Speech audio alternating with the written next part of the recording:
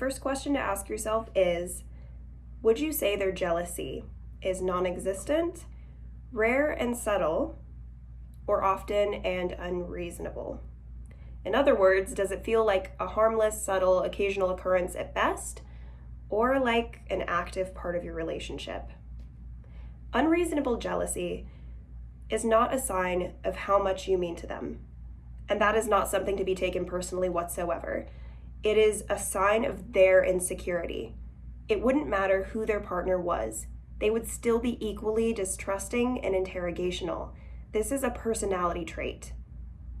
This is a mental struggle, not a reaction to you alone. Far more than often, at least. And question number 2 is, when you try to talk to them about a problem you're having with them, do you feel like they're trying to better understand you or silence you? Do you feel like they're trying to work through the problem or make you feel bad about bringing it up? Are they using hurtful language? Does it increase the longer you try to pursue the conversation? Do they make you feel safe and prioritized, or do they shut down and try to make you feel bad about making them uncomfortable or upset?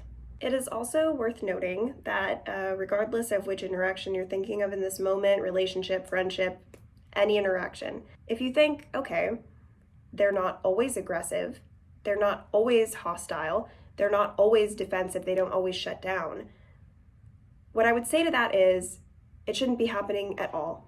It shouldn't be a pattern of their behavior at all, even if it's not all the time. And I think, what you bring to their attention might have something to do with it. It might be that there's something specifically that makes them insecure, something specifically that makes them upset, that they would rather, be defensive and aggressive towards to make you associate that topic with a negative outcome, with punishment, so that you don't bring it up as often or at all. Because they prefer to not discuss something that is perhaps a fault of theirs, a negative aspect of their personality, or a bad action they're doing towards others.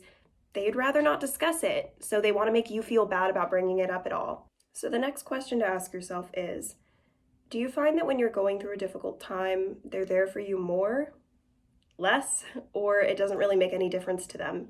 Whether they try to avoid you so that they can avoid having to support somebody that deserves it, that would support them if they were in a difficult situation, because they'd rather just be having fun and be the focus of attention themselves all the time, or if they just, don't really have any reaction to you going through a really difficult time at all. That just shows a lack of care, whether it's a friendship or relationship or family.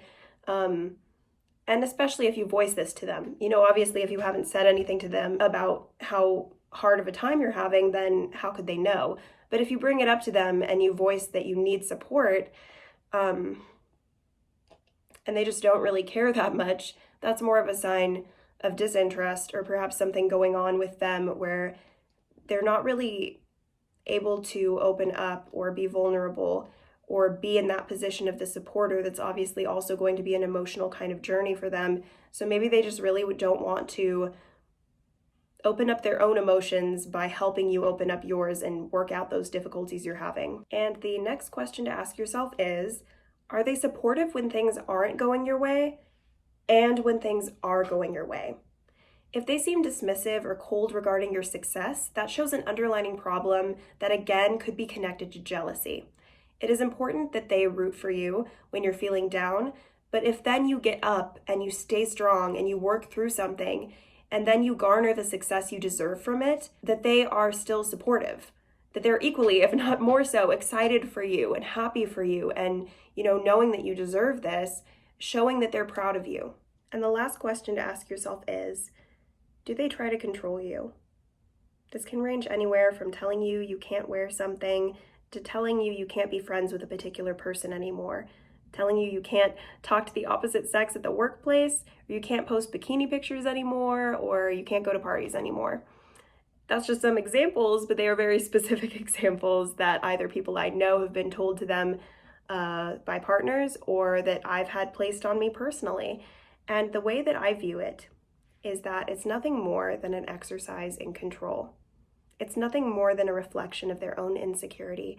And a dangerous misconception we can make in a relationship is that these traits are flattering.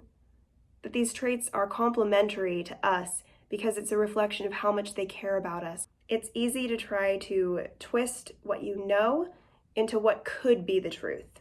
You know, twist the limited amount of knowledge you have over why this person is the way that they are, and instead try to form it in a way that doesn't feel like you should leave, that doesn't feel like it's something that needs to change, or that feels like it's normal. Whether, you think it's a guy thing or it's a girl thing, how they grew up, the previous relationship they had, whatever it is, we can make excuses for them. Because there are things that we like about them. There are things that are great about our relationship with them. There are things that we don't want to let go of, and that's human, that's normal, that's fair. I also think, to be frank, the longer you put up with them and try to support them through their toxic tendencies, the more they'll think that they can still be in a relationship while behaving this way. And it shouldn't have much to do with them, because this video is about you and about your happiness and about getting out of unsafe or unfair circumstances for you. But I personally feel people are much more likely to change if they see that they cannot treat people this way and still be supported, still be given all the attention and time in the world, still be treated like a priority when they are not treating you and your mental health and your emotions like a priority. So I will see you guys in the next one. And as always, thank you so much for watching. If you want to, please give this video a like or subscribe if you want to keep seeing videos like this. And I will see you guys in the next one.